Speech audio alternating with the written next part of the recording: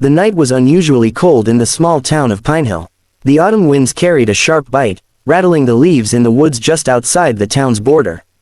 Emily, a single mother of one, walked briskly through the forest path, her flashlight cutting through the shadows. She had gone out looking for firewood, determined to keep her small cabin warm for her daughter, Lily, who was only 8. Emily wasn't wealthy. She worked part-time at the town's diner and sometimes took cleaning jobs to make ends meet. Life had been harsh ever since her husband abandoned her and Lily years ago, but she had learned to stand strong. For her daughter, she could face anything. As she bent to gather fallen branches, she heard something faint. A muffled sound. At first, she thought it was an animal caught somewhere, but as she held her breath, she realized it was a human voice. Weak, desperate, her heart raced. "Help, please." Emily froze. The sound was coming from the ground. She dropped her flashlight, her hands trembling as she brushed away the leaves. That's when she saw it, a patch of disturbed soil. Her stomach churned. Someone was buried alive. The rescue. "Hold on," she shouted, her voice breaking in fear. She clawed at the dirt with her bare hands, then used the edge of her firewood basket to dig faster. The cries grew weaker. Minutes stretched like hours. Sweat poured down her face, and her nails bled from scraping. Finally, she uncovered a man's face, pale, bruised, gasping for air. His eyes fluttered open, filled with tears of relief. You found me," he whispered, his voice hoarse. Emily didn't waste a second. She dug until she freed his shoulders and arms, then pulled with all her strength.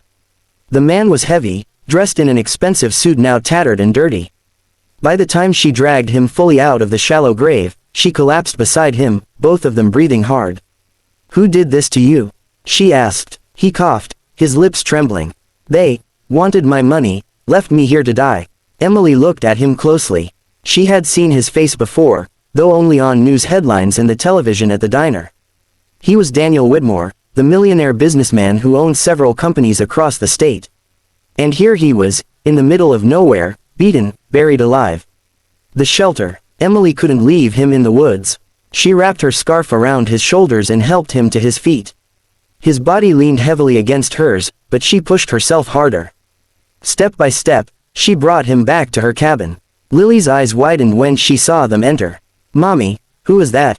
"Someone who needs our help, sweetheart. Get the blanket." They laid Daniel on the couch.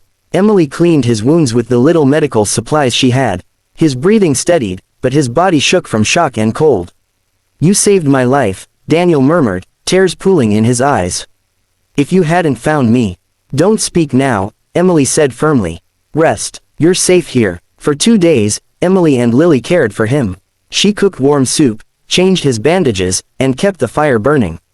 Daniel slowly regained his strength, though the haunted look in his eyes never faded.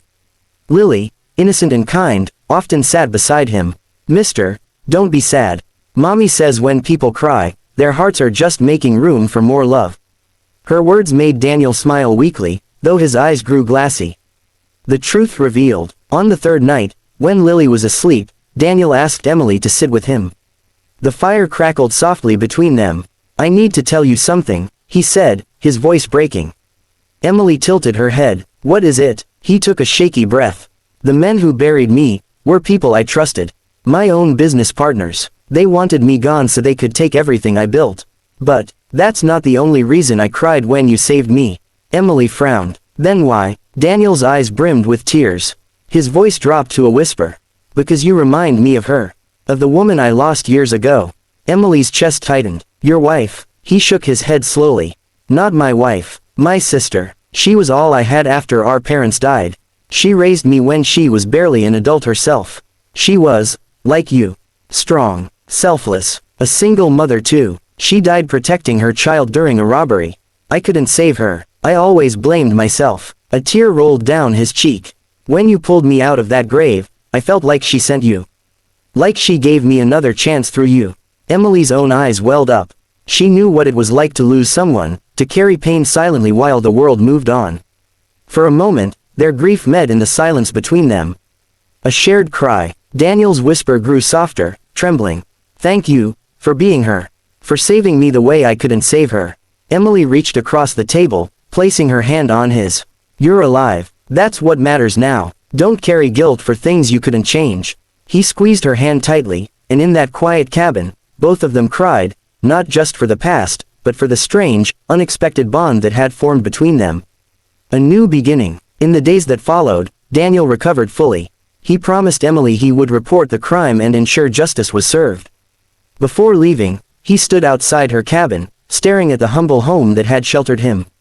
"You gave me more than my life back," he said softly. "You gave me family when I had none." Emily smiled faintly. "You already had family, you just needed to remember where your heart belongs." He crouched down and hugged Lily, who giggled and whispered, "Come visit us, mister. Don't be lonely." Daniel's eyes glistened as he looked at Emily one last time. "I will, I promise." And true to his word, he returned, again and again. Not as a millionaire, not as a man with power, but as a friend, as someone who had found light in the darkest night. For Emily and Lily, life slowly began to change. Not because of Daniel's wealth, but because kindness had built an unbreakable bridge between strangers who became family. And whenever Daniel remembered the night he was buried alive, he also remembered the single mother who pulled him back into the world, whose strength, love, and tears gave him the courage to live again.